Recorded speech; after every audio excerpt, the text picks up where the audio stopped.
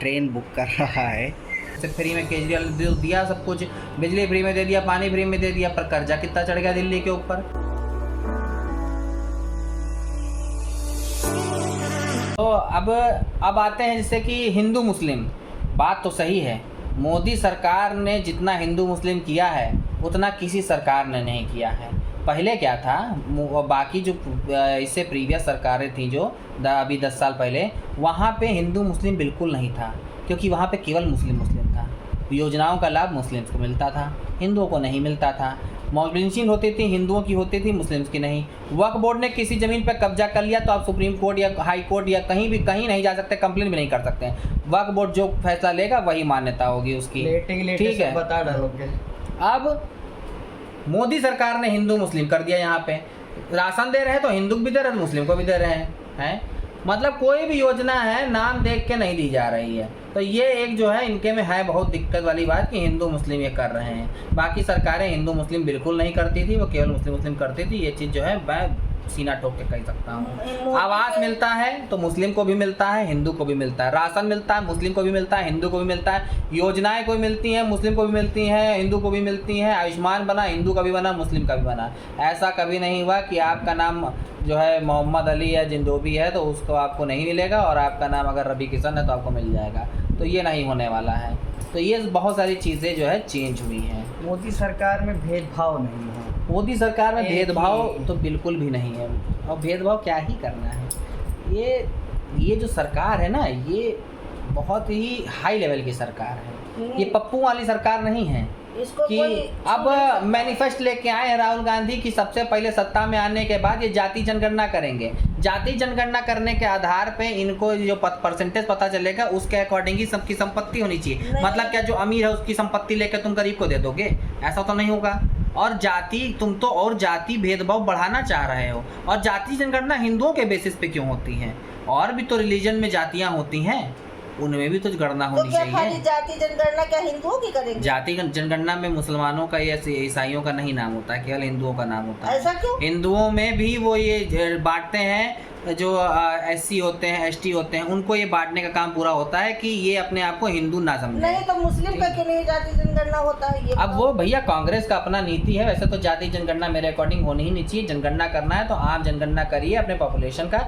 जाति जनगणना करने का कोई सवाल ही नहीं उठता। कोई ये सब भेदभाव करने का कोई मतलब नहीं है। ये तो भेदभाव खुला हो गया। ये खुला भेदभाव है। और अभी वक्फ बोर्ड वाला भी आ ही जाएगा इनके में, क्योंकि अभी कि वक्फ बोर्ड अगर किसी पे भी ज़मीन पे कब्जा कर लेता है तो आप उसको छुड़वा नहीं सकते हैं। तो ये सब चीज़ें जो है आ जाएंगी। कांग्रेस सरकार आने दीजिए, बस आ ही जाएंगे, कोई दिक्कत नहीं है। आप लोग जो है आपके ऊपर जब बेल्टें चलेंगी ना तभी आप लोग को समझ में आएगा। आप लोग को मुजफ्फरनगर का केस याद नहीं होगा कि जब एक लड़की को छेड़ा गया था तो उसके भाई लोग जब गए थे अपनी मतलब अपनी बहन का वो लेने के लिए, बदला लेने के लिए या फिर जो भी समझाने के लिए, तो उनकी बोटियाँ आई थी घर पे। तो ऐसे दोबारा होना चाहिए ना थोड़ा सा। तो समाज में देखो इनको डर यहीं सताने लगा। इतना खौफ है साला 100 करोड़ होने के बाद ये खौफ है। तो समझ सकते हैं आप कश्मीर में जो हुआ, ये जो भी चीज़ है। मैं ये नहीं कहता कि सबके सब बुरे हैं, मैं सबको बोलता ही नहीं। हर धर्म में कुछ होते हैं बहुत ही पापी और बहुत ही बेकार वाहियात लोग। हमारे धर्म में तो महाबेवकूफ़ आदमी बसे हैं जो अपना धर्म अपने जेब में रख के चलते हैं, अपने अकॉर्डिंग चलाते हैं। तो ये सब चीज़ें हैं काफ़ी। हर धर्म, मैं नहीं कहता इंसान खराब होता है, धर्म कोई ख़राब नहीं होता है, ठीक है। रिलीजन कोई ख़राब नहीं होता। तो यही था, मोदी आएंगे बस। 400 पार तो नहीं हो पाएगा क्योंकि सालों ने जो है ये काम ही ऐसा कर दिया है। एक जगह हो गए हैं सारे चोर और एक अकेला शेर, तो भैया थोड़ा सा तो दिक्कत होगी ही। 400 नहीं आएंगे, 450 आएंगे, लेकिन 400 पार मुश्किल है क्योंकि पूर्ण बहुमत तो नहीं मिल पाएगी। पूर्ण बहुमत मिलेगी क्योंकि सरकार बनाने के लिए विपक्ष नहीं लड़ रही है, विपक्ष केवल लड़ रही है कि मोदी पूर्ण बहुमत से ना आ जाए। क्योंकि अगर पूर्ण बहुमत से मोदी आ गए तो इनका संविधान बदल दिया जाएगा, और संविधान बदलना अनिवार्य है। बदलने का मतलब ये नहीं कि संविधान की जगह पे दूसरी किताब रख दी जाएगी। बदलने का मतलब होता है, आप समझ लीजिए, उसमें होता है अमेंडमेंट। अमेंडमेंट कई बार चेंज हो चुके हैं। राजीव गांधी ने भी किया है, इंदिरा गांधी ने भी नहीं किया है तब संविधान खतरे में नहीं आ जाता, लेकिन आज संविधान खतरे में आ जाएगा इनके अकॉर्डिंग। अगर SC/ST एक्ट हटा देते हैं, रिजर्वेशन हटा देते हैं, तो इनका संविधान खतरे में आ जाएगा। SC/ST रिजर्वेशन क्यों देना है? SC/ST अगर आपको रिजर्वेशन देना है तो आप इनकम बेस पे दीजिए, जाति के बेस पे क्यों दे रहे और हैं? जबकि आजकल SC/ST तो देखो बंगलों में रह अच्छी बात है, वो बंगलों में रहे, मैं कहता हूँ, मेरे को कोई दिक्कत नहीं है।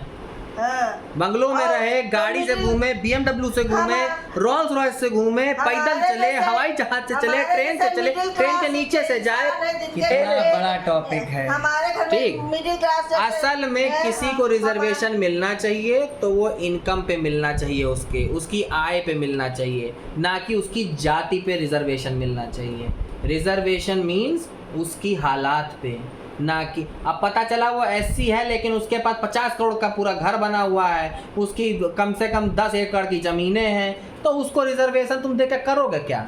और वो लेके करेगा क्या? ना वो तुम्हारी नौकरी चाहता है, पहली बात तो तुम 50,000 की नौकरी दोगे उसको, वो तुमको रख लेगा 5 लाख रुपए महीने में।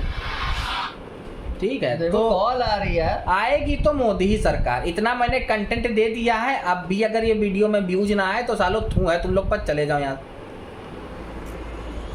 तो पूरी बात सुनने के बाद यही पता चलता है कि हाँ पापा का कॉल। अरे मेरा अंगूठा बीच में आ रहा है।